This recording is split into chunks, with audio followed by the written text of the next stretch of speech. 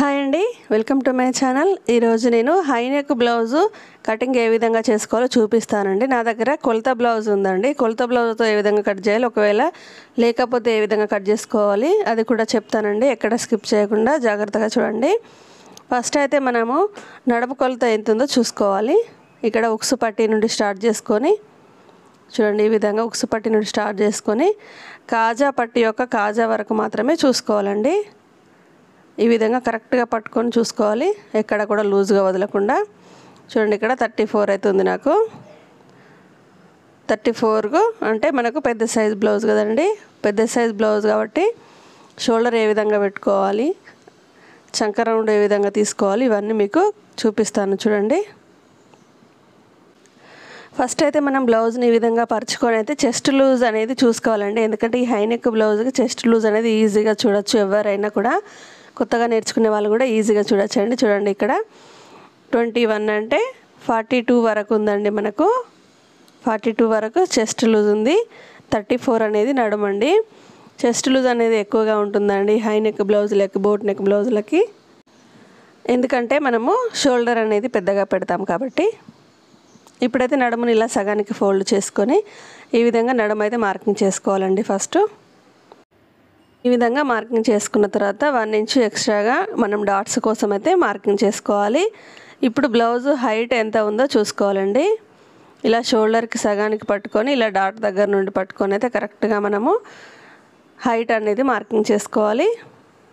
కింద 1/2 ఇంచ్ వదులుకొని పెట్టుకోవాలండి. ఎందుకంటే కింద మనకు నడుము పట్టి వస్తుంది కాబట్టి పైన కూడా 1/2 ఇంచ్ ఎక్స్ట్రాగా మార్కింగ్ చేసుకోవాలి. ఎందుకంటే మనకు షోల్డర్ కుట్టు వస్తుంది కాబట్టి. ఈ విధంగా అయితే స్ట్రైట్గా ఒక లైన్ అయితే డ్రా చేసుకోవాలి.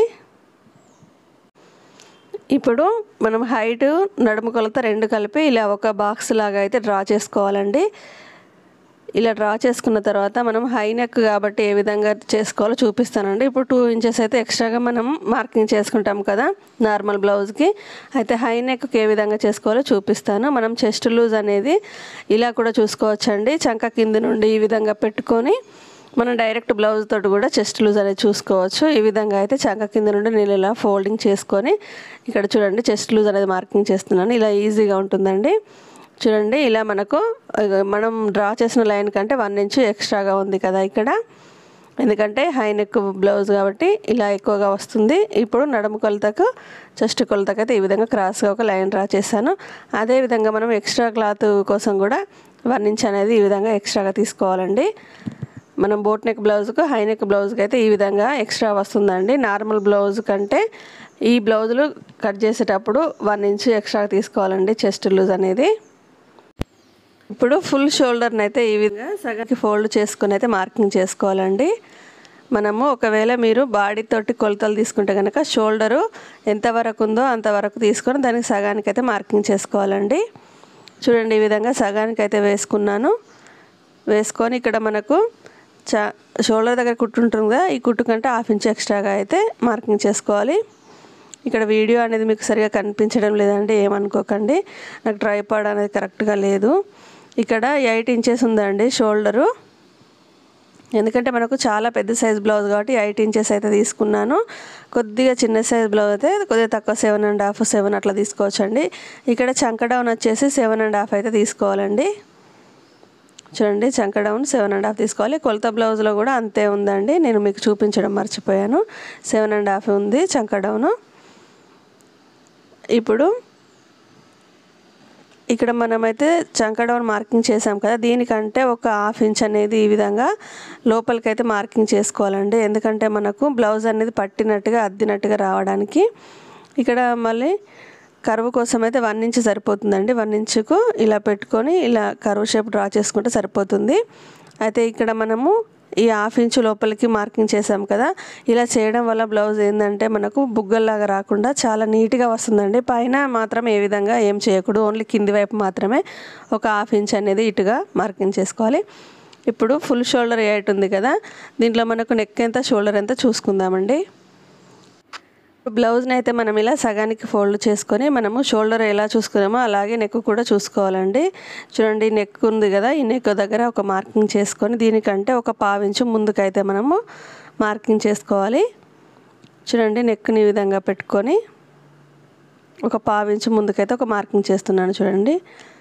ఈ విధంగా మార్కింగ్ చేసుకున్న తర్వాత మీకు నెక్ ఎంత ఉందని చూపిస్తాను చూడండి.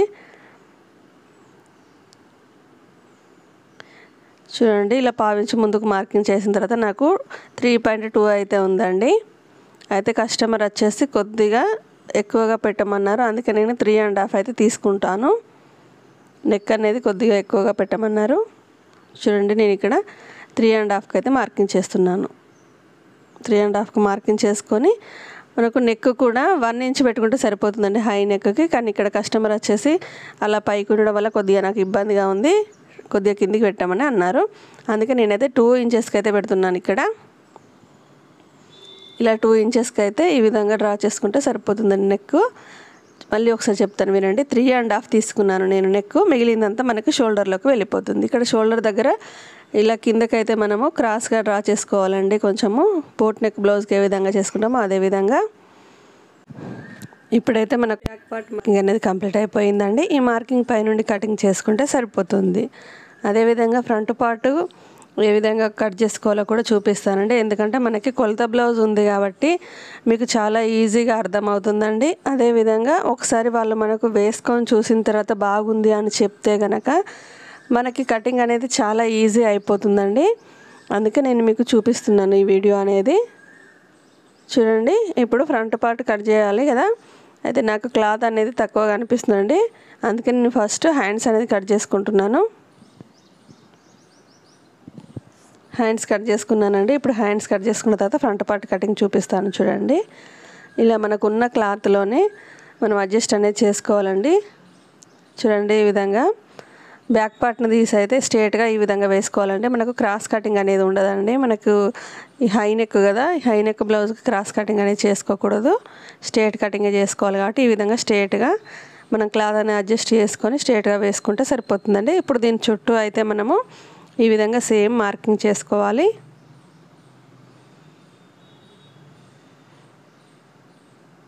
చుట్టూ ఈ విధంగా అయితే మార్కింగ్ చేసుకోవాలండి.